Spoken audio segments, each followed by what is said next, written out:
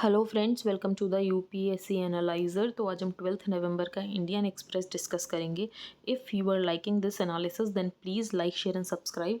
तो यहाँ पर आपको एक मेंस क्वेश्चन का आंसर देना है। Why are urban floods so frequent and devastating in India?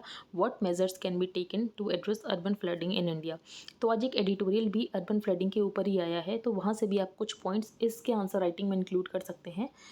तो आप इसका आंसर देना मुझे कमेंट सेक्शन में। अब हम आज के न्यूज़ एनालिसिस स्टार्ट करते हैं। तो फेसबुक के इंटरनल डॉक्यूमेंट से एक और बात रिवील हुई है कि जब इन्फ्लामेटरी और डिवाइसिव कंटेंट बढ़ रहा था ज़्यादातर मार्केट्स में, उसके बाद भी फेसबुक की ग्लोबल टीम जो कि हेट स्पीच को रिव्यू करने के लिए है, उसको कॉस्ट कट का सामना करना पड़ा। तो as inflammatory and divisive content increased across most markets including India, it was the global team responsible for reviewing hate speech at Facebook that faced cost cuts. तो ये बातें इंटरनल डॉक्यूमेंट में ही reveal हुई हैं। तो यहाँ पर 3 लेवल पे कॉस्ट कट करने की कोशिश की गई। पहला ये कि कुछ ही यहाँ पर यूज़र रिपोर्ट्स को रिव्यू किया जाएगा, कुछ ही यहाँ पर जो डिटेक्टेड पीस ऑफ कंटेंट को उनको रिव्यू किया जाएगा, और यहाँ पर जो अपील्स हैं वो भी कम ही की जाएंगी। तो इससे ये पता चल रहा है जो फेसबुक है उसने कॉस्ट कट करने की कोशिश की थी उस टाइम पर जब यहाँ पर हेट स्पीच बढ़ रही थी और जिसकी वजह से यहाँ पर वॉयलेंस बढ़ सकता था। अब हम आगे चलते हैं। BrahMos needs to be taken to LAC need wide roads. तो यहाँ पर जो चार धाम मार्ग है उसकी जो रोड है उसको वाइडन करने की बात की जा रही है। तो यहाँ पर एक ग्रीन नाम का एनजीओ है, तो उसका ये कहना है कि रोड को वाइडन नहीं किया जाना चाहिए क्योंकि यहाँ पर जो इकोलॉजी है वो बहुत ज़्यादा फ्रेजाइल है, और यहाँ पर अगर और ज़्यादा डेवलपमेंट हुआ तो उसकी वजह से यहाँ पर लैंडस्लाइड्स और अर्थक्वेक जैसी सिचुएशन और ज़्यादा बढ़ जाएगी। लेकिन यहाँ पर सेंटर का ये कहना है कि हमें डिफेंस नीड्स के चलते रोड को वाइडन करना ज़रूरी है, क्योंकि एलएसी के अलॉन्ग जो चाइना है वो अपना इंफ्रास्ट्रक्चर रैंप अप कर रहा है, और अगर हमें अपना आर्मी का क्विकर मूवमेंट चाहिए तो यहाँ पर ज़रूरत है रोड को वाइडन करने की। तो alluding to the Chinese military buildup across the line of actual control. तो यहाँ पर जो चाइनीज़ है वो लाइन ऑफ एक्चुअल कंट्रोल के अलॉन्ग जो भी इनका इंफ्रास्ट्रक्चर है वो बिल्ड कर रहे हैं। तो सेंटर ने सुप्रीम कोर्ट को बोला कि वाइडर रोड्स की ज़रूरत है चारधाम माउंटेन रीजन में अगर हमें ब्रह्मोस जैसे इक्विपमेंट को यहाँ पर ट्रांसपोर्ट करना है। तो of Uttarakhand to transport missiles like the BrahMos and other critical military equipment the army has to take the BrahMos. उसके लिए लार्ज एरिया रिक्वायर्ड है। अगर इसकी वजह से लैंडस्लाइड आती है तो आर्मी उसको टैकल कर लेगी, लेकिन अभी आप हमको यहाँ पर रोड वाइडन करने दो। तो how do we go if the roads are not wide enough? तो underlining we have to defend the country कि यहाँ पर सेंटर को कंट्री को डिफेंड करने की ज़रूरत है, और उसके लिए रोड्स को अवेलेबल होना चाहिए to the line of actual control. अगर लैंडस्लाइड्स, स्नोफॉल, वॉटएवर कुछ भी आता उससे फ़र्क नहीं पड़ता, लेकिन अभी हमें रोड को वाइडन करने की ज़रूरत है क्योंकि यहाँ पर कंट्री की सिक्योरिटी की बात है। तो we have to defend the country, यहाँ पर कंट्री को डिफेंड करने की बात है। We are vulnerable and have to do whatever we can. तो हम जो कर सकते हैं हमें वो करना ही पड़ेगा, रोड को वाइडन करना ही पड़ेगा। अब यहाँ पर इसके बारे में एक एक्सप्लेन सेक्शन आया, तो एक्सप्लेन सेक्शन में हम डिटेल में डिस्कस करेंगे कि ये जो डेवलपमेंट्स हैं ये हुए कैसे। अब यहाँ पर जो सुप्रीम कोर्ट का जजमेंट होगा उसी से पता चलेगा कि सुप्रीम कोर्ट कैसे बैलेंस कर रही है हमारी डिफेंस नीड्स को और साथ ही यहाँ पर हमारी इन्वायरमेंटल नीड्स को। इस पेज पर कोई भी इंपॉर्टेंट न्यूज़ नहीं। यहाँ पर जो नेशनल अचीवमेंट सर्वे, तो दिल्ली का ये कहना है कि उसको आप थोड़ा और डिले कर दो क्योंकि जो स्टूडेंट्स हैं वो सारे अभी स्कूल आना शुरू नहीं किया उन्होंने। तो defer learning survey, many students yet to return. तो कल मैंने आपको बताया था नेशनल अचीवमेंट सर्वे होने वाला है जो कि लर्निंग लॉस को देखेगा, लेकिन अब उसको और डिले करने की बात की जा रही है। अब यहाँ पर एक स्टडी की गई तो उससे ये पता चला कि किसकी वजह से कितना एमिशन होता है। तो कॉन्ट्रीब्यूशंस टू PM 2.5 लेवल्स, तो व्हीकल एमिशंस 50 to 53% कॉन्ट्रीब्यूट करता है। ये बेसिकली दिल्ली के एरिया में है। हाउस होल्ड यहाँ पर 12.5% to 13.5%। Industry, construction, waste burning, road dust. तो आप ये देख लो कैसे डिसेंडिंग ऑर्डर में अरेंज है। अब व्हीकुलर एमिशंस जो है वो हाईएस्ट शेयर यहाँ पर कंट्रीब्यूट करते हैं दिल्ली के PM 2.5 लेवल्स पे।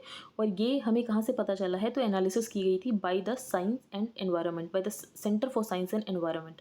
अब centre for science and environment ने डेटा कहाँ से लिया है? तो इन्होंने डेटा लिया है डिसीजन सपोर्ट सिस्टम, और डिसीजन सपोर्ट सिस्टम डेवलप किया था IITM पुणे ने, तो Indian institute of tropical meteorology Pune, to determine contribution different sources to pollution levels in Delhi. तो ये पता चला है कि सबसे ज़्यादा यहाँ पर व्हीकुलर एमिशंस की वजह से ही PM 2.5 के लेवल को कॉन्ट्रीब्यूशन मिलता है। आगे हम चलते हैं। अब यहाँ पर जो स्मॉग है, इस साल जो स्मॉग है उसमें जो कॉन्सेंट्रेशन है गैसेस के वो ज़्यादा देखने को मिले हैं। For example carbon monoxide, oxides of nitrogen, sulphur dioxide and ozone has also been higher during the smog period this year. तो यहाँ पर हम देख रहे हैं कि जो पॉल्यूटेंट्स हैं उनकी मात्रा ज़्यादा है, और जो national ambient air quality standards के अकॉर्डिंग यहाँ पर होना चाहिए स्टैंडर्ड उससे भी ज़्यादा है। तो for carbon monoxide and ozone levels are above standards prescribed by the national ambient air quality standards. तो यहाँ पर national ambient air quality standards में जितना लेवल होना चाहिए उससे भी ज़्यादा हो चुका है। तो यहाँ पर जो DSS है, डिसीजन सिटीजन सपोर्ट सिस्टम वो किसने बनाया है, बस आपको इतना पता होना चाहिए, तो वो IITM पुणे ने बनाया है। आगे हम चलते हैं, यहाँ पर एक छोटा सा फैक्ट हम देख लेते हैं। द कोर्ट इन मार्च 2019, तो यहाँ पर कोर्ट का ये कहना है जो कपल है जिसको अगर स्पेशल मैरिज एक्ट के अंदर यहाँ पर रजिस्टर करना है, तो ज़रूरी नहीं है कि उसकी शादी अगर माइनर एज में भी हो गई है, लेकिन रजिस्ट्रेशन के दौरान उसकी उम्र 21 साल हो गई है तो वो रजिस्ट्रेशन कर सकता है। तो held that a couple under the special marriage act are required to have completed the age of 21 years at the time of registration of marriage and not at the time of solemnisation of marriage. तो जब शादी हुई है तब भले ही under as हो, उससे फ़र्क नहीं पड़ता, लेकिन रजिस्ट्रेशन के टाइम अगर वो 21 साल का है तो they can easily register under the special marriage act. तो यहाँ पर एक कपल है, लगभग 40 साल हो गए, वो अभी तक रजिस्टर नहीं कर पाए सॉफ्टवेयर के हडल की वजह से। तो ये न्यूज़ तो इंपॉर्टेंट नहीं थी। खैर आगे हम चलते हैं। अब यहाँ पर रिमोट वोटिंग की बात की गई है। अब इशू क्या है, जो माइग्रेंट्स हैं वो अपनी कॉन्स्टिट्यूंसीज़ में तो रह नहीं पाते हैं क्योंकि वो अपने जॉब के लिए चले जाते हैं और उसकी वजह से वो वोट नहीं कर पाते हैं। तो यहाँ पर इंक्लूसिवनेस होनी चाहिए वोटिंग में, जिसकी वजह से यहाँ पर रिमोट वोटिंग को इंट्रोड्यूस करने की बात की जा रही है। तो remote voting refers to a mechanism that allows electors to vote from locations other than polling station. तो यहाँ पर जो इलेक्टर्स है वो भले ही अपनी पोलिंग स्टेशन उस कॉन्स्टिट्यूंसी में नहीं है जहाँ पर उसका पोलिंग स्टेशन है और वो कहीं और है, वहाँ से भी वो वोट कर सके, उसके लिए यहाँ पर रिमोट वोटिंग की इंट्रोडक्शन की बात की जा रही है। तो remote voting refers to a mechanism that allows electors to vote from locations other than polling stations assigned to their registered constituencies.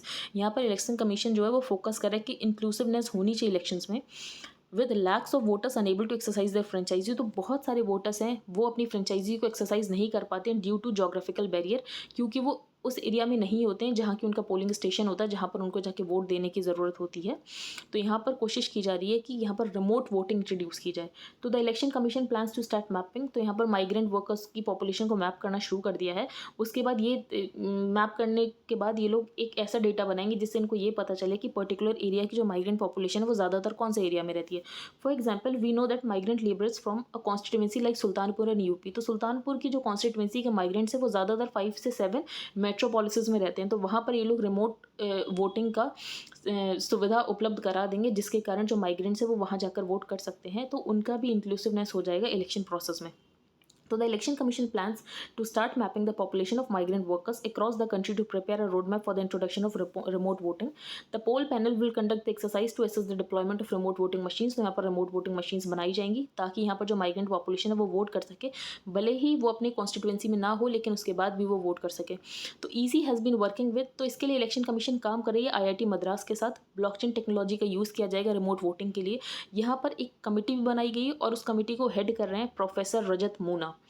तो ये आपको पता होना चाहिए, इलेक्शन कमीशन IIT मद्रास के साथ मिलकर ब्लॉकचेन टेक्नोलॉजी का यूज़ करके यहाँ पर रिमोट वोटिंग का सिस्टम बनाने की कोशिश कर रही है और इस टेक्निकल एडवाइजरी कमेटी है जो उसको हेड कर रहे हैं प्रोफेसर रजत मूना। तो यहाँ पर कोशिश की जाएगी कि रिमोट वोटिंग 2024 तक के इलेक्शन तक इंट्रोड्यूस कर दी जाए। अकॉर्डिंग टू मूना एम ये है कि पहले हम प्रोटोटाइप बनाएंगे, उस प्रोटोटाइप को हम बाइपोल इलेक्शंस में यूज़ करेंगे and then finally assembly elections में यूज़ करना शुरू कर देंगे एक बार अप्रूवल्स आ जाएँ। अब यहाँ पर अप्रूवल्स की प्रॉब्लम बहुत ज़्यादा है क्योंकि जो फॉर एग्जाम्पल इतना टाइम हो गया यहाँ पर EVM को, लेकिन उसके बाद भी पॉलिटिकल पार्टीज बोलते हैं कि इसको आसानी से रिग किया जा सकता है। तो according to former chief election commissioner SY Qureshi, the key challenge जो होने वाला है वो है पब्लिक एक्सेप्टेबिलिटी।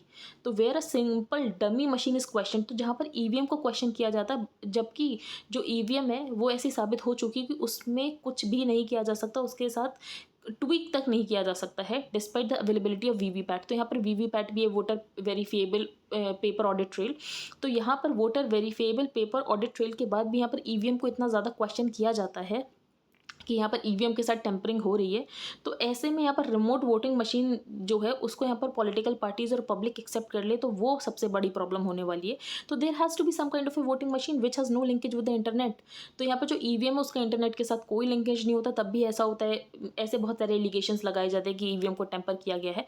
तो we would know if an area has around 1000 to 1500 voters and will make arrangements accordingly and set up a booth. अभी जो prototype होगा उसमें सबसे इंपॉर्टेंट पार्ट ये होगा कि ये ऐसी मशीन बनाने की कोशिश कर रहे हैं जिसमें एक इलेक्ट्रॉनिक डिस्प्ले हो, वो बैलेट पेपर में उस वोटर की कॉन्स्टिट्यूएंसी को शो कर दे, to show the ballot paper of the voters constituency once they press a number on the screen.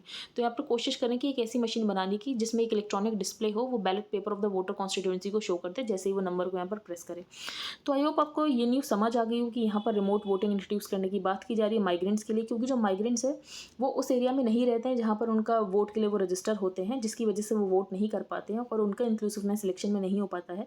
तो यहाँ पर रिमोट वोटिंग के लिए मशीन इंट्रोड्यूस करने की बात की जा रही है, लेकिन इसमें जो सबसे बड़ी प्रॉब्लम होने वाली है वो होने वाली है पब्लिक एक्सेप्टेबिलिटी, क्योंकि ईवीएम को इतना टाइम हो चुका है लेकिन उसके बाद भी ऐसे एलिगेशंस आए जाते हैं कि ईवीएम को यहाँ पर टेम्पर करने की कोशिश की जा रही है। यहाँ पर इंटरपोल की बात हुई है, तो इंटरपोल के बारे में हम डिटेल में देख लेते हैं। तो इंटरपोल है इंटरनेशनल क्रिमिनल पुलिस ऑर्गेनाइजेशन, जिसको इंटरपोल भी बोला जाता है। ये इंटर गवर्नमेंटल ऑर्गेनाइजेशन है और इससे जो 194 मेंबर कंट्रीज़ हैं इसके, उसमें कोऑर्डिनेट कराने की कोशिश करती है। तो the international criminal police organisation is an inter governmental organisation that helps coordinate the police force of 194 member countries. तो 194 मेंबर कंट्रीज़ की जो पुलिस फोर्स है वो कोऑर्डिनेट करती हैं via this international criminal police organisation. तो each of the member countries host in it. अब यहाँ पर जो भी मेंबर कंट्रीज है 194 मेंबर कंट्रीज, तो सबके यहाँ एक इंटरपोल नेशनल सेंट्रल ब्यूरो होगा। तो इंडिया में एनसीबी का काम कौन करता है? इंटरपोल के एनसीबी का काम तो वो करता है सेंट्रल ब्यूरो ऑफ इन्वेस्टिगेशन। तो central bureau of investigation is designated as the national central bureau of India. इसके हेडक्वार्टर्स कहाँ हैं इंटरपोल के? तो फ्रांस में, लियोन फ्रांस में। अभी बहुत सारे नोटिस जारी करता, फॉर एग्जांपल रेड नोटिस। तो रेड नोटिस जारी किया जाता वांटेड पर्सन्स के लिए, yellow notice for the missing persons, blue notice for the additional information, black notice for the unidentified bodies, green notice for the warnings and intelligence, orange notice for the imminent threat and the purple notice for the modus operandi. Interpol UN security council special notice, तो एक और special notice होता है interpole UN security council special notice, जो कि उन groups and individuals के लिए यहाँ पर किया जाता है जो कि सब्जेक्टेड हैं टू द यूएनएससी सैंक्शंस। तो आपको नोटिस का थोड़ा पता होना चाहिए। और इंटरपोल क्या है? तो बेसिकली यहाँ पर जो 194 मेंबर कंट्रीज़ हैं उनकी पुलिस कोऑर्डिनेट कर सके उसके लिए यहाँ पर इंटरपोल बनाया गया है। इसके अलावा यहाँ पर जो भी कंट्रीज़ होते हैं उनमें एक एनसीबी होता है। तो इंडिया में जो एनसीबी है वो है यहाँ पर नेशनल सेंट्रल ब्यूरो, वो है यहाँ पर सीबीआई। तो central bureau of investigation is designated as the national central bureau of India. बाकी आपको थोड़े नोटिस पता होने चाहिए, दैट्स इट। इससे ज़्यादा इसमें कुछ जानने की जरूरत नहीं, जैसे कि यहाँ पर ब्लू नोटिस की बात आई थी। आगे हम चलते हैं। अब यहाँ पर पेंटागन ने एक रिपोर्ट निकाली थी, उसमें ऐसा बोला गया था कि चाइना ने अरुणाचल प्रदेश में विलेज बना लिया है, ठीक है। लेकिन यहाँ पर सीडीएस का ये कहना है कि कोई भी ऐसा ट्रांसग्रेशन नहीं हुआ है। तो however hours later chief of defence staff general Bipin Rawat said at an event that these villages which are well within Chinese side of the LAC. तो ये जो विलेजेस बने हैं ये Chinese side of the LAC में है and they have not transgressed anywhere on our perception of the line of actual control. तो हमारे लाइन ऑफ एक्चुअल कंट्रोल का जो परसेप्शन है उसके अकॉर्डिंग उन्होंने विलेज अपनी ही यहाँ पर एरिया में बनाया है, हमारे एरिया में इन्होंने ट्रांसग्रेस नहीं किया है। अब यहाँ पर रेजांगला मेमोरियल की बात की गई है। तो रेजांगला वॉर मेमोरियल, अब ये क्यों बना था? तो the memorial was first raised at Chushul in Ladakh in memory of soldiers who died in the battle of Rezang La during the 1962 war. तो 1962 वॉर में जो यहाँ पर हमारे सोल्जर्स शहीद हुए थे तो उनके लिए यहाँ पर उनके मेमोरियल में ये बनाया गया था। तो the memorial was first raised at Chushul in Ladakh in memory of soldiers who died in the battle of Rezang La. अब ये रेजांगला कहाँ पर बना हुआ है? तो ये है लेह एंड लद्दाख। तो defence minister Rajnath Singh will visit Leh and Ladakh on November 17-18 during which he will pay homage to martyrs at Rezang La war memorial according to sources in the defence ministry. तो आपको बस यहाँ पर रेजांगला मेमोरियल की यहाँ पर लोकेशन पता होनी चाहिए, कब बना था। तो 1962 वॉर में जो भी यहाँ पर हमारे सोल्जर्स शहीद हुए थे तो उनकी यहाँ पर मेमोरी में बना था। अब यहाँ पर एक कार्बन कोलोनियलिज्म की बात की गई है कि कार्बन कोलोनियलिज्म क्या है। तो यहाँ पर एक ड्राफ्ट बनाया गया है ग्लासगो में और उस ड्राफ्ट के तहत ये लोग कोशिश कर रहे थे कि डेवलपमेंट कंट्रीज़ को फोर्स किया जाए कि आप भी यहाँ पर 2050 तक कार्बन न्यूट्रल हो जाओ। तो यहाँ पर group of developing countries includes India and China, जिन्होंने इस फर्स्ट जो ड्राफ्ट था इसको रिजेक्ट कर दिया और उन्होंने बोला कि जो क्लाइमेट चेंज में अपने जो मिटिगेशन के लिए जो सेक्शन है इसको पूरी तरीके से यहाँ पर हटाओ, तभी हम इसके ऊपर साइन करेंगे। तो with less than 2 days left for the official end of this conference, जो लाइक माइंडेड डेवलपिंग कंट्रीज, इसके अलावा लाइक माइंडेड डेवलपिंग कंट्रीज में इंडिया चाइना के अलावा यहाँ पर Bangladesh, Sri Lanka, Iran, Indonesia, Malaysia, यहाँ पे बहुत सारे कंट्रीज थे। इन्होंने डेवलप्ड कंट्रीज को अक्यूज़ किया कि आप कोशिश करो कि अपनी सारी रिस्पॉन्सिबिलिटी हमारे ऊपर डाल दो। तो accuse the developed countries of attempting to transfer the responsibility on the rest of the words, और यहाँ पर न्यू रूल्स बनाने की कोशिश कर रहे हैं। इसके लिए बोला गया carbon colonialism, called it new carbon colonialism and said that 2050 net zero targets being forced on the developing countries के 2050 के लिए नेट जीरो टारगेट यहाँ पर डेवलपिंग कंट्रीज को फोर्स किए जा रहे हैं।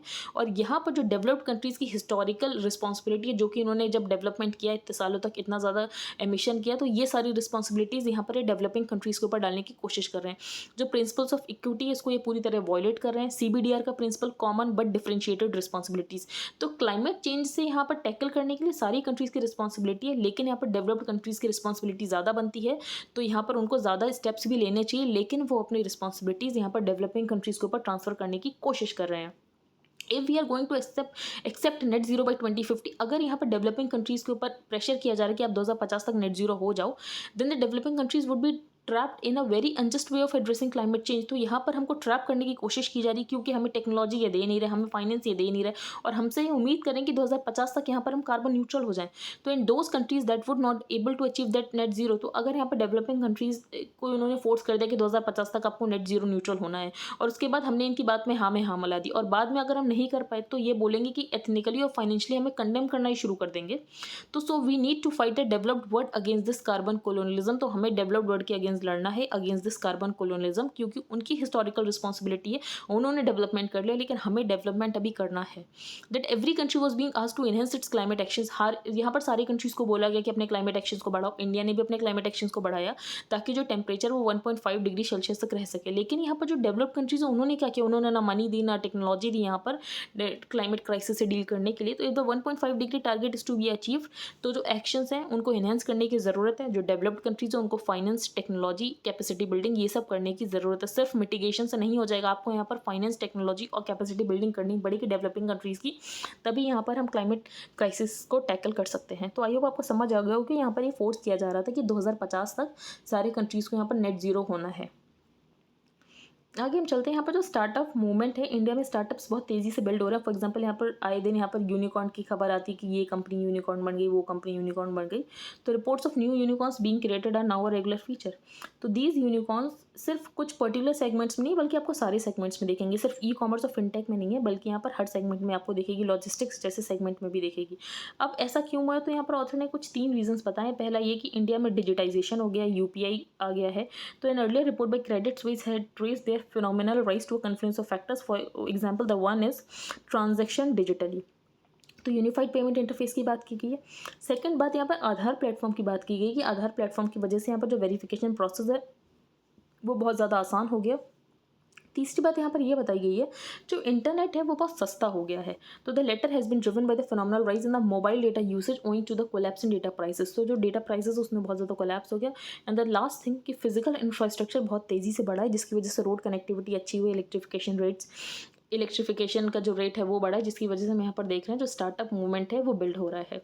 और इसका एक और रीज़न ये भी है, जो बीजिंग है वो अपने टेक सेक्टर के ऊपर क्रैकडाउन कर रहा है, तो वहाँ से जो इन्वेस्टमेंट है वो इंडिया में फ्लो हो रहा है। तो Beijing's crackdown on China's tech sector is only likely to facilitate greater foreign capital flows towards such companies.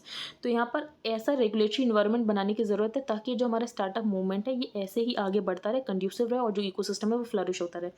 तो आई होप इसमें आपको समझ आ गया। इसकी समरी बस यही है कि हमारे यहाँ ज़्यादा से ज़्यादा यूनिकॉर्न्स आ रहे हैं। तो उसका रीज़न यहाँ पर ऑथर ने 4 रीजंस बताए। पहला यहाँ पर डिजिटाइजेशन हो गया, दूसरा यहाँ पर आधार की वजह से वेरिफिकेशन प्रोसेस आसान हो गया है, तीसरी बात यहाँ पर जो डेटा प्राइसेस है उनमें कोलैप्स देखा गया है, and the last thing is कि यहाँ पर जो इंफ्रास्ट्रक्चर है वो इम्प्रूव हुआ है, और जो इलेक्ट्रिफिकेशन है वो इम्प्रूव हुआ है।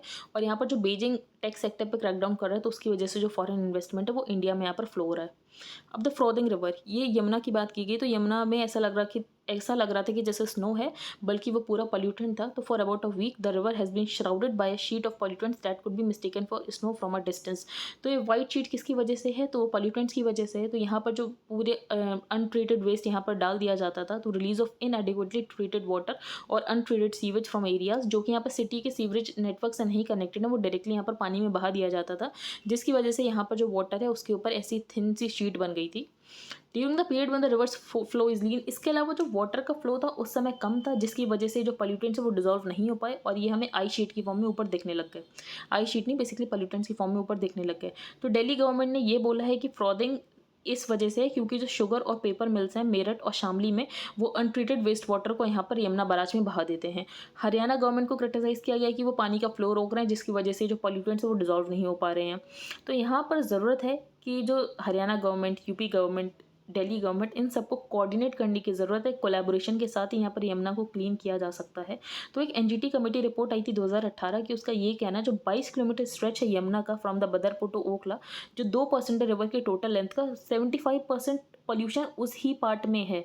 तो यहाँ पर जो सब लोग बस एक दूसरे के ऊपर रिस्पॉन्सिबिलिटी डाल देते हैं, दिल्ली गवर्नमेंट हरियाणा गवर्नमेंट के ऊपर डाल दे रही है, दिल्ली गवर्नमेंट यहाँ पर यूपी गवर्नमेंट के ऊपर डाल दे रही है।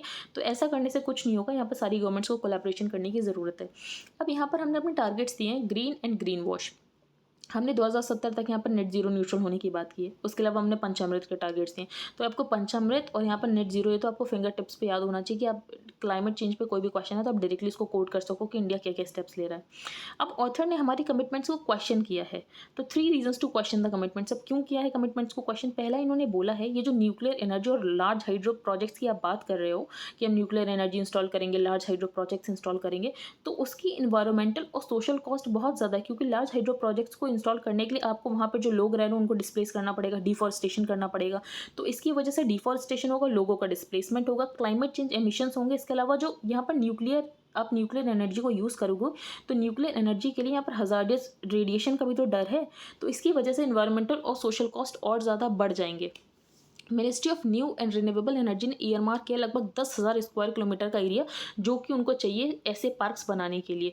तो दीज प्रोजेक्ट्स, तो इन प्रोजेक्ट्स की इकोलॉजिकल और सोशल इम्पैक्ट होने वाला है, क्योंकि इनका ढंग से इन्वायरमेंटल इम्पैक्ट असेसमेंट भी नहीं होता है। ये सोच के कि यहाँ पर तो क्लीन एनर्जी के लिए यूज़ कर रहे हैं तो इसका क्या इन्वायरमेंटल इम्पैक्ट असेसमेंट करना। लेकिन ये बहुत ही फॉल्टी अजम्पशन है कि रिन्यूएबल एनर्जी क्लीन है। फॉर एग्जाम्पल यहाँ पर जो न्यूक्लियर एनर्जी है उससे हजार्डियस रेडिएशन होगा ही होगा। जो 60,000 हेक्टेयर है कच्छ का इकोलॉजिकली फ्रेजाइल ग्रासलैंड, वहाँ पर एनर्जी मेगा पार्क्स बनाने की बात की जा रही है। इसके अलावा जो रिलायंस कॉर्पोरेशन उसने लगभग 100 गीगावाट ऑफ सोलर एनर्जी का टारगेट रखा है, जिसमें वो 5,000 एकड़ का एरिया जामनगर एंड गुजरात में इंस्टॉल करने के लिए यूज़ कर रहे हैं। तो यहाँ पर हम देख रहे हैं जो एनर्जी रिक्वायरमेंट है, अगर हमें उसे फुलफिल करनी है, हमें रिन्यूएबल एनर्जी की तरफ मूव करना है, तो हमें डिसेंट्रलाइज रिन्यूएबल एनर्जी स्ट्रैटेजी की ज़रूरत है। ना कि इतना बड़ा बड़ा एरिया निकाल कर हम क्या करें, हम वहाँ से लोगों को डिस्प्लेस करें, डिफॉरेस्टेशन करें, तो वो ठीक नहीं है। दूसरी बात यहाँ पर ये बोली गई, जो गवर्नमेंट है वो कोल माइनिंग को अभी भी प्रमोट कर रही है। कोल माइनिंग को कम करना तो छोड़ो, यहाँ पर जो गवर्नमेंट है वो स्टेबल भी नहीं हो रही, डायरेक्टली बढ़ा ही जा रही है। तो the government has continued promoting coal mining and thermal power and does no intentions of even plating fossil fuel use. तो यहाँ पर जो फॉसिल फ्यूल यूज़ है उनको हम बेसिकली कांस्टेंट भी नहीं रख रहे हैं, उनको हम लगातार बढ़ा रहे हैं। तो इसकी वजह से जो हम डीकार्बोनाइजेशन करने की बात करें तो डीकार्बोनाइजेशन बिल्कुल भी नहीं होने वाला है। यहाँ पर प्राइम मिनिस्टर मोदी ने लाइफ की बात की थी कि हमें ऐसे जीना है कि लाइफ फॉर एनवायरनमेंट। तो this also एंटेल्स continued devastating of India's most valuable forest. यहाँ पर जो वैल्यूएबल फॉरेस्ट है इंडिया के, उनका लगातार डिफॉरेस्टेशन हो रहा है, क्योंकि कोल के लिए माइनिंग करने की हम कोशिश कर रहे हैं। फॉर एग्जाम्पल यहाँ पर बहुत सारे जो ट्राइबल्स थे उनको यहाँ पर बायोलॉजिकली रिच हाउसडियो फॉरेस्ट जो छत्तीसगढ़ में, उनको वहाँ से निकाला जा रहा है क्योंकि वहाँ पर माइनिंग की जा रही है। तो छत्तीसगढ़ के फॉरेस्ट में माइनिंग की जा रही है और वहाँ से यहाँ पर ट्राइबल्स को निकाला जा रहा है। तो ये जो ट्राइबल्स को निकाला जा रहा है, तो आप ट्राइबल्स को क्यों निकाल रहे हो? वो लोग तो वहाँ पर फॉरेस्ट के साथ हारमनी में रहते थे। आप इसी की तो बात कर रहे हो कि हमें हारमनी में रहना एनवायरनमेंट के साथ। तो हारमनी में जो एनवायरनमेंट के साथ रह रहे हो उनको तो आप वहाँ से उनकी जगह से डिस्प्लेस कर रहे हो। तीसरी बात, जो नेट जीरो की बात बोली गई, तो नेट जीरो वाली बात पूरी फसाड है। अब वो क्यों फसाड है? क्योंकि नेट जीरो का मतलब ये होता है कि कहीं आपने कार्बन एमिट किया तो दूसरी जगह आप कार्बन सिंक करके उस कार्बन को एब्जॉर्ब कर लो या कैप्चर कर लो। लेकिन जब यहाँ पर ग्रीन हाउस गैस एमिशन होता है तो उसके साथ और भी पोल्यूटेंट्स भी तो एमिट होते हैं। तो such as this does not necessarily entail reducing the emissions in the first place. इसका मतलब ये है कि पहले तो आप एमिशन ही कम नहीं करो, आप बोल रहे हो एक जगह हमने एमिट कर दिया तो ठीक है हम दूसरी जगह पर कैप्चर कर लेंगे। दूसरी बात, एमिशन में सिर्फ यहाँ पर ग्रीन हाउस गैस का एमिशन नहीं होता, पोल्यूटेंट्स का भी एमिशन होता है, but also many other pollutants that have harmful effects on people and diversity. Capturing carbon elsewhere does not reduce this damage. तो यहाँ पर आप कहीं और कार्बन सिंक बना दोगे तो उसकी वजह से डैमेज कम नहीं हो जाएगा, क्योंकि यहाँ पर जो पोल्यूटेंट्स हैं उसका भी एमिशन होता है। और बाकी जो हमने 2070 का टारगेट दिया है वो हमने ये सोच के दिया कि हमारे पास टेक्नोलॉजी होगी, हमारे पास लैंड होगा, लेकिन अभी वो सारी चीज़ें हमारे पास नहीं है। तो बेसिकली हमने अनरियलिस्टिक प्रोजेक्शंस ये सोच लिया कि हमारे पास लैंड अवेलेबल होगा, अनप्रूवन टेक्नोलॉजीज होगी इन इंडिया। इट में मीन ग्रैबिंग लैंड। तो यहाँ पर बेसिकली कोशिश की जाएगी गवर्नमेंट के द्वारा कि वो लोगों से लैंड ग्रैब करें ऐसे एनर्जी मेगा पार्क्स बनाने के लिए, मैसिव न्यू प्लांटेशन के लिए यहाँ पर लोगों से लैंड यहाँ पर ग्रैब किया जाए, लोगों को यहाँ पर डिस्प्लेस कर दिया जाए। तो ये सबसे बड़ी प्रॉब्लम होने वाली है। वैसे भी कॉम्पनसेटरी एफॉरेस्टेशन के नाम पर यहाँ पर लोगों से लैंड ग्रैब किया जा रहा है। अब इंडिया और अदर डेवलपिंग कंट्रीज़ ये बोलते हैं जो प्राइमरी रिस्पॉन्सिबिलिटी एक्ट करने की वो डेवलप्ड कंट्रीज़ की, क्योंकि उन्होंने हिस्टोरिकली बहुत ज़्यादा एमिट किया, तो ऑफकोर्स उनकी है रिस्पॉन्सिबिलिटी। लेकिन इंडिया को भी यहाँ पर क्लाइमेट चेंज के लिए स्टेप्स आगे बढ़ाने की ज़रूरत है, because unlike many other countries. इसके अलावा ऑथर ने एक और बात बोली कि हमें डेवलप्ड कंट्रीज़ के ऊपर डिपेंड रहना ही नहीं चाहिए टेक्नोलॉजी और फाइनेंस के लिए, क्योंकि इंडिया खुद 5th largest economy in the world में, तो इंडिया आसानी से खुद का ट्रांजिशन कर सकता है। अब आप इस स्टेटमेंट से कितना एग्री करते हैं वो डिपेंड कर सकता है। तो there are thousands of examples. तो यहाँ पर ऑथर ने बोला अगर हमें यहाँ पर रिन्यूएबल एनर्जी की तरफ मूव करना है तो हमें कम्युनिटी बेस्ड स्ट्रैटेजीज बनानी पड़ेगी, डिसेंट्रलाइज्ड एनर्जी जनरेशन करना पड़ेगा। मैसिव इंफ्रास्ट्रक्चर बनाने की कोई ज़रूरत नहीं है। जो कॉस्टली मैसिव इंफ्रास्ट्रक्चर आप बना रहे हो, लैंड ग्रैब कर रहे हो, वो आपको करने की ज़रूरत बिल्कुल भी नहीं है। तो यहाँ पर डिसेंट्रलाइज एनर्जी जनरेशन करने की ज़रूरत है, सेंसिटिव यूज़ करने की ज़रूरत है, जो हमारे पास ट्रेडिशनल नॉलेज और स्किल्स है उसको यहाँ पर हमें मॉडर्न सिस्टम के साथ ब्लेंड करने की ज़रूरत है। इसके अलावा जो वर्कर लेड कोऑपरेटिव्स हो उसको यहाँ पर प्रमोट करने की ज़रूरत है, प्रोड्यूसर कंपनीज़ को प्रमोट करने की ज़रूरत है, और जो बड़े बड़े कॉरपोरेशन हाउसेज हैं, जो पॉलिटिकल इंटरेस्ट हैं, फॉर एग्जाम्पल यहाँ पर जितना ज़्यादा सीवेज होता है वो सब हमें कम करने की ज़रूरत है, तभी यहाँ पर हम ग्रीन इकोनॉमी की तरफ मूव कर पाएंगे। तो यहाँ पर ऑथर ने बेसिकली यहाँ पर क्वेश्चन किया है हमारे क्लाइमेट इंटेंशंस को। पहला ऑथर ने ये बोला है कि हम यहाँ पर कोशिश कर रहे हैं कि हम रिन्यूएबल एनर्जी जनरेट करें, तो उसके लिए हम एनर्जी मेगा पार्क्स बनाने की बात करें। तो एनर्जी मेगा पार्क्स जब हम बनाएंगे तो एरिया के लिए हम यहाँ पर लैंड ग्रैब करने की कोशिश करेंगे वहाँ पर जो लोग रहते हैं, जिसकी वजह से उन लोगों का डिस्प्लेसमेंट होगा। और जो न्यूक्लियर एनर्जी की हम बात करते हैं तो न्यूक्लियर एनर्जी की वजह से भी तो हजार्डियस रेडिएशंस होते हैं। तो न्यूक्लियर एनर्जी जिसको क्लीन एनर्जी क्या आप रूप दे रहे हो, लेकिन उससे भी तो हजार्डियस रेडिएशन हो रहे हैं। और दूसरी बात यहाँ पर ये बोली गई कि कोल माइनिंग हम रोकने की कुछ भी कोशिश नहीं कर रहे हैं। यहाँ पर जो छत्तीसगढ़ हसदियो यहाँ पर फॉरेस्ट है वहाँ पर लगातार यहाँ पर कोल माइनिंग हो रही है, और वहाँ से जो ट्राइबल लोग हैं उनको डिस्प्लेस करने की बात की जा रही है। तो जहाँ पर हम लाइफ की बात करते हैं कि हमें यहाँ पर इन्वायरमेंट के साथ जीने की कोशिश करनी है, उसके साथ हारमोनी में रहने की जीने की कोशिश करनी है, तो यहाँ पर जो ट्राइबल्स यहाँ पर हारमोनी में रह रहे हैं तो उनको तो वहाँ से निकाल रहे हो। तीसरी बात यहाँ पर ये बोली गई है कि यहाँ पर जो कार्बन सिंक की बात की जा रही है, तो यहाँ पर अगर कहीं कार्बन एमिट होता है तो उसके साथ और भी पॉल्यूटेंट्स एमिट होते हैं, सिर्फ ग्रीन हाउस गैस एमिट नहीं होती। तो अगर ये जो आप कार्बन सिंक कहीं और बना दोगे तो पूरा कॉन्सेप्ट ही गलत हो गया। तो आई होप आपको ये समझ आ गया। अब हम आगे चलते हैं। यहाँ पर सबसे पहले ये बताया गया कि इंडिया में हंगर क्यों है। हमारे यहाँ इतना ज़्यादा प्रोडक्शन होता है, हम रिकॉर्ड प्रोडक्शन करते हैं हर साल, उसके बाद भी हमारे यहाँ हंगर इतना ज़्यादा प्रेवलेंट है। तो few months after this incident global hunger index लगभग 116 कंट्रीज़ में से इंडिया की रैंक 101 है। हमने नेपाल पाकिस्तान से भी ज़्यादा बुरा परफॉर्म किया है। To add misery in this horrible truth, fact ये है कि 2019-20 में कंट्री का जो फूड ग्रेन आउटपुट था वो रिकॉर्ड हाई था 297.5 मिलियन टन्स। तो उसके बाद भी हम इतना ज़्यादा फूड प्रोडक्शन करें, उसके बाद भी हमारे यहाँ हंगर है, ऐसा क्यों? तो हंगर जो इंडिया में है वो है classic case of the crisis of capitalism. ये अकॉर्डिंग टू द ऑथर है कि क्राइसिस ऑफ कैपिटलिज्म है हमारे यहाँ हंगर जो है, case of the crisis of capitalism. अब having said this, it is interesting to note that अगर हम ग्लोबल हंगर इंडेक्स देखें तो इंडिया ने यहाँ पर पाकिस्तान, बांग्लादेश, नेपाल से भी बुरा परफॉर्म किया है। अब ऐसा है, अब ऐसा क्यों है? यहाँ पर हम देख रहे हैं जो बांग्लादेश है उसका इन्फेंट मोर्टेलिटी रेट भी इंडिया से ज़्यादा अच्छा है। तो infant mortality rate which is consider to be one of the best indicators of overall health of the society, तो 23.6 है पर 1000 लाइव बर्थ्स फॉर बांग्लादेश, और इंडिया में है 28.7। इसके अलावा जो फीमेल लिटरेसी बांग्लादेश में 72% है, higher than that of the India at 66%। तो इंडिया का जो फीमेल लिटरेसी रेट है वो 66% है, लेकिन यहाँ पर बांग्लादेश का 72% है। अब जहाँ पर हेल्थ का जो बजट है, हेल्थ का बजट या तो हमने स्टैटिक रखा है या तो लगातार हम उसको डिक्लाइन कर रहे हैं। तो however our expenditure on health over the 5 years has either remained static or declined.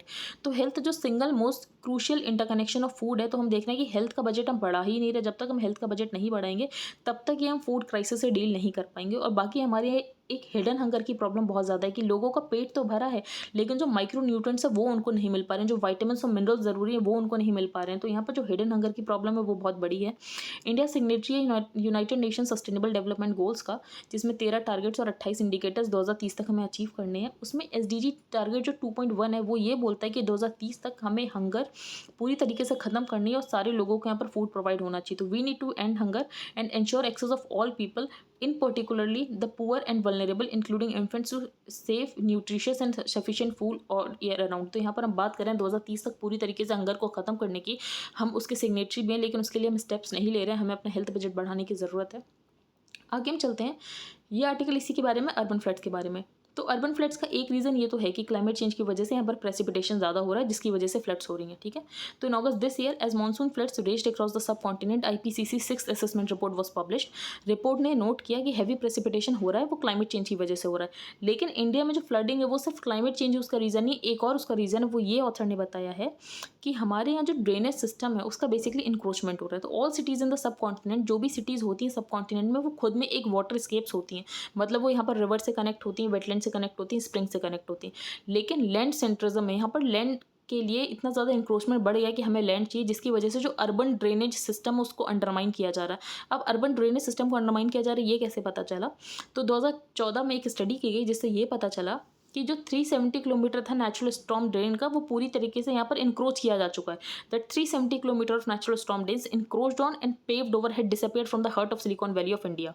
उसके बाद 2015 में नेशनल ग्रीन ट्रिब्यूनल की इंडिया की रिपोर्ट से एक ये बात पता चली कि लगभग यहाँ पर 1976 में 201 ड्रेन रिकॉर्ड थे यहाँ पर दिल्ली में, लेकिन अब उसमें से 44 मिसिंग है। तो बेसिकली वो कहाँ चले गए ड्रेन्स, उसके ऊपर यहाँ पर लैंड बना लिया गया, उसको इंक्रोच कर लिया गया है। तो बेसिकली यहाँ पर लैंड इंक्रोचमेंट के चलते जो अर्बन ड्रेन्स हैं उनको इंक्रोच किया जा रहा है। And the second reason is poor design and corruption. India में या साउथ एशियन जो भी नेशंस है वहाँ पर डिज़ाइन बहुत ख़राब होता है, और जिसकी वजह से फॉर एग्जांपल यहाँ पर पाकिस्तान की बात की गई तो कराची में क्या किया गया है, जो स्टॉर्म वाटर ड्रेन है वो डायरेक्टली यहाँ पर मेन रोड से निकाल दिए गए हैं। तो storm water drains from real estate properties are directed towards main roads, तो जिसकी वजह से थोड़ी भी बारिश ज़्यादा होती है तो फ्लड्स आ जाते हैं।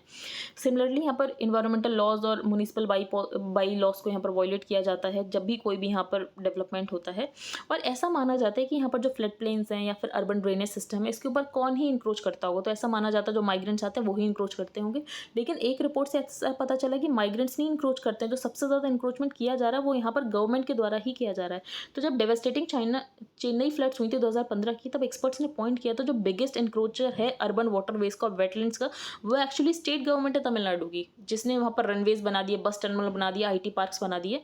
तो यहाँ पर हम देख रहे हैं कि अर्बनाइजेशन के नाम पर हमारे यहाँ इतना ज़्यादा अनप्लैंड अर्बनाइजेशन हो रहा है। यहाँ पर जो अर्बन वाटर बॉडीज़ है उसको इंक्रोच किया जा रहा है, जिसकी वजह से जो वाटर स्केप्स हैं वो खत्म हो रहे हैं। वाटर स्केप्स खत्म हो रहे हैं तो सारा पानी इकट्ठा हो जाता है और यहाँ पर फ्लड जैसी सिचुएशन आ जाती है। The political response to floods, अब यहाँ पर जब भी फ्लड्स आती है तो ऐसा बोला जाता है कि बारिश बहुत ज़्यादा हो रही है, क्लाइमेट चेंज की वजह से हो रहा है, लेकिन सबसे बड़ा रीज़न ये है कि हमारे यहाँ जो अर्बनाइजेशन है वो बहुत ज़्यादा अनप्लैंड अर्बनाइजेशन है। यहाँ पर जो अर्बन ड्रेनेज सिस्टम है, अर्बन एक्विफर्स हैं, उनको यहाँ पर इंक्रोच करने की कोशिश की जा रही है। यहाँ पर काफ़ी तो इंक्रोच हो भी चुके हैं, जैसे कि NGT की रिपोर्ट से पता चला यहाँ पर कि यहाँ पर लगभग 44 ड्रेनेज यहाँ पर दिल्ली में मिसिंग है और लगभग यहाँ पर 376 किलोमीटर बंगलुरु में मिसिंग है, जिसकी वजह से हम देख रहे हैं कि लगातार फ्लड्स आ रही हैं। तो ये अनप्लैंड अर्बनाइजेशन को ठीक करने की ज़रूरत है। जो वाटर स्केप्स हैं यहाँ पर अर्बन सिटी का, उसको वापस यहाँ पर रीस्टोर करने की ज़रूरत है। और जो डिज़ाइन है वो ऐसा होना चाहिए कि जो पानी है वो डायरेक्टली यहाँ पर जाकर रिवर में मिले, ऐसा नहीं कि आपने यहाँ पर मेन रोड से कनेक्ट कर दिया। और यहाँ पर एक और बात बताई गई है कि जो थोड़ा बहुत पानी निकल पाता था सिटी से और वो यहाँ पर रिवर तक पहुँचता भी था, लेकिन जो बैंक है उसको पहले ये लोग कन्वर्ट कर चुके हैं टू द रियल एस्टेट, या तो फिर वहाँ पर माइनिंग कर रहे हैं for the sand. Whatever water does manage to reach the nearest river finds, तो यहाँ पर कोई भी पानी, थोड़ा बहुत पानी जो यहाँ पर रिवर तक पहुँचता भी था तो वहाँ पर ये पाया जाता था जो बैंक है उसको पहले ये लोग रियल एस्टेट में कन्वर्ट कर चुके हैं, या तो जो रिवर बेड है उसको पहले से इन्होंने माइन करना शुरू कर दिया फॉर द सैंड माइनिंग। तो यहाँ पर हम देख रहे हैं कि लैंड सेंट्रिक अर्बनाइजेशन की वजह से कितनी ज़्यादा प्रॉब्लम आ रही है। तो यहाँ पर जो अर्बनाइजेशन उसको प्लान करने की बहुत ज़्यादा ज़रूरत है। यहाँ पर जो प्राइम मिनिस्टर ने लाइफ का यहाँ पर COP26 में बात की थी, तो life and life style for environment, तो ये आपको पता होना चाहिए। बाकी यहाँ पर कुछ बात की नहीं है, ये आर्टिकल खास इंपॉर्टेंट नहीं है तो ये हम डिस्कस नहीं करेंगे। अब यहाँ पर ट्रॉइका की मीटिंग हो रही है, ट्रॉइका प्लस की मीटिंग। तो चाइना, पाकिस्तान, इंडिया ने जो अफगानिस्तान के ऊपर रीजनल सिक्योरिटी डायलॉग किया वहाँ तो ये आए नहीं, लेकिन यहाँ पर ये लोग मीटिंग कर रहे हैं। तो यहाँ पर इन्होंने वही बात की जो हमने की थी। तो उन्होंने ये बोला कि सबसे पहले with all international terrorist groups and to deny space to any militant organisation operating inside Afghanistan, कि अफगानिस्तान में कोई भी टेररिस्ट ऑर्गेनाइजेशन नहीं रहनी चाहिए। इसके अलावा कोई भी अगर मिलिटेंट ऑर्गेनाइजेशन है तो उसको स्पेस मत देना। तालिबान को ये सब बोला गया है। तालिबान को ये बोला गया कि आपको इंक्लूसिव और रिप्रेजेंटेशन गवर्नमेंट रखनी है, रिप्रेजेंटेटिव गवर्नमेंट रखनी है, जो कि विमेन, तजिक्स, हज़ारा सबको यहाँ पर रिप्रेजेंट करे। आगे हम चलते हैं। यहाँ पर जो जी जिनपिंग है वो उनका 3rd टेन्योर नेक्स्ट ईयर से शुरू हो जाएगा। इन्होंने 2018 में अपने कॉन्स्टिट्यूशन में अमेंडमेंट करके जो प्रेसिडेंसी के लिए 2 ईयर टर्म था वो इन्होंने हटाकर यहाँ पर उसको अनलिमिटेड कर दिया था। तो बेसिकली यहाँ पर ये 3rd टाइम प्रेसिडेंट बनने वाले हैं। तो जीज लीडरशिप में यहाँ पर चाइना ने अपने हिस्टोरिकल अचीवमेंट्स की बात की है, तो उसके लिए एक रेजोल्यूशन पास किया कि इंडिया के चाइना के क्या हिस्टोरिक अचीवमेंट्स रहे हैं, क्या हिस्टोरिकल ट्रांसफॉर्मेशन क्या है, कितनी हिस्टोरिक ट्रांसफॉर्मेशन हुई है, तो उसके बारे में इन्होंने बात की है। तो बेसिकली ये जो रेजोल्यूशन है यहाँ पर 3rd चाइनीज़ लीडर के में पास हुआ है, क्योंकि इससे पहले सिर्फ माओ जेडोंग और डेंग जियाओपिंग के टाइम में पास हुआ था ये रेजोल्यूशन। अब यहाँ पर तीसरा रेजोल्यूशन जो है वो जी जिनपिंग के टाइम में पास हुआ है। तो बेसिकली इन्होंने अपना स्टैचर यहाँ पर माओ जेडोंग और डेंग जियाओपिंग के बराबर अपने आप को दिखाया। तो the move signalled in an official summary of the meeting elevated Xi to a stature alongside Mao Zedong the founder of the country's communist rule and Deng Xiaoping the chief architect of its economic take off. तो इन्होंने अपना stature उनके बराबर दिखा दिया यहाँ पर historical resolution pass करके। तो हिस्टोरिकल रेजोल्यूशन में क्या बात की गई, तो वो चाइना के बारे में बात की है कि चाइना ने पिछले 100 साल में क्या क्या किया। अब पोलैंड और बेलारूस का जो ट्रेड है वो कैसे थ्रेटन हो रहा है ये पूरा इशू क्या है, तो जो बेलारूस की रिलेशनशिप है EU के साथ वो डाउनवर्ड स्पायरल में 2020 से ही है। तो ऐसा पहले माना गया था। जो बेलारूस के इलेक्शंस हैं वो डिसरप्ट किए गए और उसमें बहुत सारी टैंपरिंग की गई।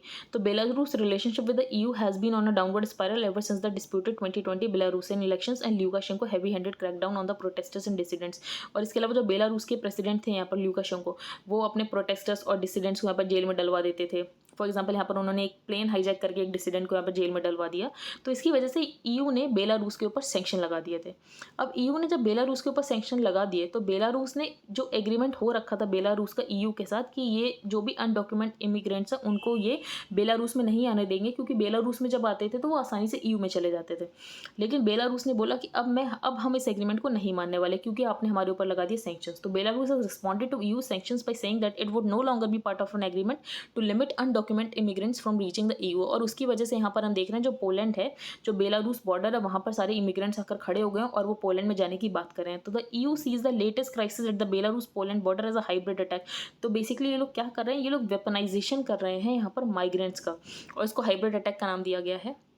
अब यूएस चाइना ने एग्री किया कि और ज़्यादा मीथेन एमिशंस कट करेंगे, तो यहाँ पर चाइना ने बोला वो और ज़्यादा मीथेन एमिशन कट करने की कोशिश करेगा, लेकिन चाइना ने यहाँ पर प्लेज नहीं साइन किया। तो 100 कंट्रीज़ ने जो प्लेज साइन किया था कि हम 30% मीथेन में कट करेंगे 2030 तक फ्रॉम करंट लेवल्स, तो उसको यहाँ पर साइन नहीं किया है चाइना ने। यूएस इस प्लेज का पार्ट था, लेकिन चाइना ने साइन नहीं किया, इंडिया ने भी साइन नहीं किया था। लेकिन यहाँ पर चाइना ये कह रहे हैं हम प्लेज नहीं साइन कर रहे हैं, लेकिन हम मीथेन एमिशंस को कट करने की पूरी कोशिश करेंगे। यूएस ने ये बोला है कि 2035 तक पूरा इनका इलेक्ट्रिसिटी जनरेशन यहाँ पर होगा इलेक्ट्रिसिटी से। आगे हम चलते हैं। यहाँ पर डी क्लार्क की बात की गई है, तो डी क्लार्क ये प्रेसिडेंट थे साउथ अफ्रीका के। तो who as president of South Africa dismantle the apartheid system. तो अपार्थाइड सिस्टम को डिसमेंटल करने के लिए इनका भी बहुत बड़ा योगदान है, और इनको नेल्सन मंडेला के साथ ही नोबेल पीस प्राइज दिया गया था। तो South Africa's racist way a step that led to him and Nelson Mandela whom he released from prison being awarded the Nobel Peace Prize। तो ये आपको पर्सनैलिटी पता होनी चाहिए डी क्लार्क। ये चार धाम वाला वही इशू है जो कि मैंने आपको बताया था कि यहाँ पर रोड को वाइडन करने की बात की जा रही है। तो फ्लेक्सिव इनिशिएटिव था सेंटर का, 1200 करोड़ का प्रोजेक्ट था कि यहाँ पर जो 8-9 किलोमीटर हिल रोड है इसको हम वाइडन करेंगे ताकि ऑल वेदर कनेक्टिविटी रहे, पिलग्रिमेज जो है उसके लिए यहाँ पर आसानी हो सके पिलग्रिमेज में जाने के लिए टू द 4 श्राइन्स, जो भी बद्रीनाथ, केदारनाथ, गंगोत्री, यमुनोत्री है, तो यहाँ पर जाने के लिए आसानी हो सके। कंट्रोवर्सी तब हुई जब यहाँ पर एक एनजीओ ने चैलेंज किया, और एनजीओ का ये कहना था कि इसका पोटेंशियल इंपैक्ट बहुत ज़्यादा होने वाला है हिमालयन इकोलॉजी में, क्योंकि बहुत ज़्यादा फ्रेजाइल इकोलॉजी, और यहाँ पर अगर और ज़्यादा पेड़ काटे जाएंगे, हिल्स को काटा जाएगा, यहाँ पर मक को डंप किया जाएगा, जो भी मटेरियल निकाला जाएगा उसको एक्सकेवेटेड मटेरियल को जब डंप किया जाएगा, तो उसकी वजह से यहाँ पर जो फ्रेजाइल इकोलॉजी है उसको बहुत ज़्यादा इंपैक्ट होगा, और लैंडस्लाइड्स, अर्थक्वेक जैसे यहाँ पर जो सिचुएशन है वो बहुत ज़्यादा बढ़ जाएंगी। तो उसके लिए कमेटी बना दी थी सुप्रीम कोर्ट ने। तो सुप्रीम कोर्ट ने एक हाई पावर्ड कमेटी बना दी थी अंडर इन्वायरमेंटलिस्ट रवि चोपड़ा। तो यहाँ पर एक कमेटी बना दी गई थी। फिर कमेटी ने अपने कुछ रिकमेंडेशंस दिए। तो वाइडर रोड के लिए यहाँ पर ब्लास्टिंग करने की ज़रूरत पड़ेगी, टनलिंग करने की ज़रूरत पड़ेगी, डंपिंग करने की ज़रूरत पड़ेगी, जिसकी वजह से जो हिमालयन टेरेन है वो और ज़्यादा डिस्टेबलाइज हो जाएगा, और ज़्यादा डिस्टेबलाइज होने की वजह से जो वल्नरेबिलिटी है लैंडस्लाइड्स और फ्लैश फ्लड्स के लिए वो और ज़्यादा बढ़ जाएगी। फिर यहाँ पर एक और एंगल आ गया, डिफेंस का एंगल आ गया। तो ministry of defence supreme court में गया, उन्होंने बोला नहीं, हमें रोड और ज़्यादा वाइडन करने की ज़रूरत है, क्योंकि यहाँ पर जो हमें मिलिट्री इक्विपमेंट्स है उनको मूव कराना है, अगर हमें LAC की क्विकर एक्सेस चाहिए। तो while conceived primarily to facilitate the Char Dham yatra, तो यहाँ पर जो प्रोजेक्ट बन रहा था, रोड को वाइडन किया जा रहा था, वो पिलग्रिमेज के पर्पज से किया जा रहा था, लेकिन बाद में यहाँ पर मिनिस्ट्री ऑफ डिफेंस का एंगल भी जुड़ गया कि हमें यहाँ पर चाइना बॉर्डर के लिए यहाँ पर हमें अपने ट्रूप्स को बहुत तेज़ी से फैसिलिटेटली मूव कराना है, और यहाँ पर हमें अपने इक्विपमेंट्स लेकर जाना है, ब्रह्मोस मिसाइल लेकर जानी है, जिसकी वजह से यहाँ पर रोड को वाइडन करना ज़रूरी है। तो Chopra reacted immediately emphasising that no convincing argument. उसके बाद यहाँ पर जो हेड थे उनका ये कहना है कि आपको ये लग रहा है कि आप रोड वाइडन करके यहाँ पर आसानी से पहुँच जाओगे, लेकिन ऐसा नहीं। अगर आपने यहाँ पर रोड वाइडन कर दी तो उसकी वजह से और ज़्यादा प्रॉब्लम्स हो जाएंगी। तो the wider the road the quicker the defence deployment and supply, आप ऐसा सोच रहे हो। इनफैक्ट HPC ने आर्ग्यू किया कि डिजास्टर रेजिलियंट रोड ज़्यादा ज़रूरत है देन अ वाइडर रोड, क्योंकि अगर आपने वाइडर रोड बना तो दी, लेकिन लगातार अगर ब्लॉकेजेस होते रहे, लैंडस्लाइड होती रही, स्लो फेलियर्स होता रहा, तो आप तो वैसे भी नहीं जा पाओगे, आप तो वैसे भी रुक जाओगे। तो रोड जितनी बड़ी उतनी बड़ी उसको रहने देना चाहिए। अब सुप्रीम कोर्ट इसके ऊपर क्या डिसीजन देती है वो देखने वाली बात है कि कैसे दोनों के कंसर्न्स को यहाँ पर बैलेंस करती है। अब यहाँ पर जो एक स्टडी ने चैलेंज कर लिया, जो कि वाइडली एक्सेप्टेड व्यू था, जो कॉन्टिनेंट है वो 2.5 बिलियन ईयर्स अगो आए थे। तो एक स्टडी ने चैलेंज किया कि नहीं, जो कॉन्टिनेंट है वो उससे भी 700 मिलियन ईयर्स पहले आया, तो लगभग 3.2 बिलियन ईयर अगो आया था। और जो अर्लीस्ट कॉन्टिनेंटल लैंडमास है वो आया था झारखंड के सिंगबम रीजन का। तो a new study has challenge the widely accepted view that the continents rose from the oceans about 2.5 billion years ago. तो यहाँ पर जो अभी तक ये माना जाता था, स्थापित था कि 2.5 बिलियन ईयर्स अगो यहाँ पर कॉन्टिनेंट रोज हुए हैं, लेकिन अब ये सजेस्ट किया जा रहा है नहीं, ये उससे भी 700 साल पहले हुए, 3.2 बिलियन ईयर्स अगो। और जो पहला अर्लीस्ट कॉन्टिनेंटल लैंडमास है वो झारखंड का सिंगबम रीजन है। अब इन्होंने कैसे पता किया, क्योंकि साइंटिस्ट ने कुछ सैंडस्टोन्स यहाँ पर फाउंड किए हैं सिंगबम रीजन में, और जियोलॉजिकल सिग्नेचर से ये पता चल रहा है कि लगभग ये 3.2 बिलियन ईयर्स ओल्ड है। तो जिससे इन्होंने ये पाया कि ये जो अर्लीस्ट कॉन्टिनेंट है वो यहाँ पर झारखंड का सिंगबम रीजन है। तो we found a particular type of sedimentary rocks called sandstones. फिर हमने उनकी एज फाइंड करने की कोशिश की और वो एज हमें 3.1 बिलियन ईयर ओल्ड दिखा रहा है। एनालिसिस से क्या पता चला, the researcher study the granite that form the continental crust of सिंगबम रीजन। ये जो ग्रेनाइट है 3.5 to 3.1 बिलियन ईयर्स ओल्ड है। तो बेसिकली इस कंक्लूजन पे पहुंच गए जो सिंगबम रीजन है वो सबसे पहला लैंडमास इमर्ज हुआ होगा अर्थ पे। तो अर्थ फर्स्ट लैंडमास इमर्ज इन सिंगबम। आगे हम चलते हैं। ये खास कुछ इंपॉर्टेंट है नहीं, जो इन्फ्लेशन है वो बढ़ रहा है जिसकी वजह से यहाँ पर जो रुपए है वो भी स्लाइड कर रहा है और बाकी जो एफपीआई इन्वेस्टर्स हैं वो यहाँ पर सस्टेन्ड सेलिंग करने की कोशिश करें। तो sustained selling from foreign institutional investors amid expectations of A hike in interest rate. तो उनको डर है कि जो इंटरेस्ट रेट है वो बढ़ने वाला है जिसकी वजह से जो फॉरेन इंस्टीट्यूशनल इन्वेस्टर्स है वो लगातार सेलिंग कर रहे हैं। और इसके अलावा जो डॉलर का रेट है वो थोड़ा फॉल हो गया लगभग 18 पैसे से। तो ये इंपॉर्टेंट नहीं क्योंकि रोज़ का होता है, कभी इन्फ्लेशन आता है तो कुछ फॉल होता है, तो यहाँ पर जो एफपीआई है वो अपने यहाँ पर शेयर्स बेचने लगते हैं। That is okay. I hope आपको आज का न्यूज़पेपर समझ आ गया हो। If you like the video then please like share and subscribe. Thank you and have a nice day.